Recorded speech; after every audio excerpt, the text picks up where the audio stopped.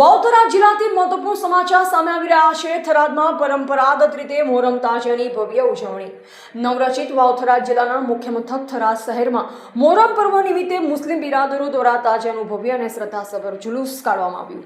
આ જુલુસ શહેરના વિવિધ મુખ્ય માર્ગ પરથી પસાર થયું, જેમાં યા હુસેનના ગગનભેદી નારાઓ ગુંજી ઉઠ્યા। આ જુલુસમાં યુવાનો દ્વારા ઢોલ નગારાના સાથે તલવાર અને ખંજર વડે વિવિધ કરબતોનું અદ્ભુત પ્રદર્શન કરવામાં આવ્યું, જે આકર્ષણનું કેન્દ્ર બન્યું। જેમાં પરંપરાગત જુલુસ નાની બજારથી શરૂ થઈ કાજીવાસ, જૂની ગંજ બજાર, પોલીસ લાઇન, મેઇન બજાર અને બસ સ્ટેન્ડ થઈ સુધારિયા કુવા સુધી પહોંચ્યું હતું, જ્યાં શાંતિપૂર્ણ વાતાવરણમાં તાજિયા ઠંડા કરવામાં આવ્યા। જેમાં મોહરમ પર્વ માત્ર મુસ્લિમ સમાજનો તહેવાર ન રહેતા શહેરના તમામ સમાજો માટે કોમી એખાલસનો પર્વ બની રહ્યો।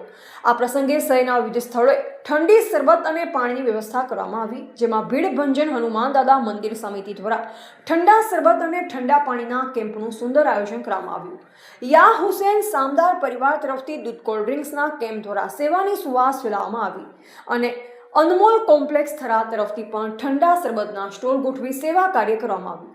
શહેરના અન્ય માર્ગો પર પણ વિવિધ સમાજો દ્વારા ઠંડા પીણા સ્ટોલ ઊભા કરી જુલુસમાં જોડાયેલ લોકોની સેવા કરવામાં આવી। જેમાં આ જુલુસમાં સ્થાનિક રાજકીય આગેવાનો અને હિન્દુ સમાજના અગ્રણીઓ ઉપસ્થિત રહ્યા, જેમાં ખાસ થરાદ પોલીસ દ્વારા સમગ્ર જુલુસ દરમિયાન ચુસ્ત સુરક્ષા બંદોબસ્ત ગોઠવવામાં આવ્યો, જેથી કોઈ પણ અનિચ્છનીય બનાવ વગર આ પર્વ શાંતિપૂર્ણ રીતે સંપન્ન થયો। એવા ક્યુમભાઈ ચૌહાણ વાવથરા।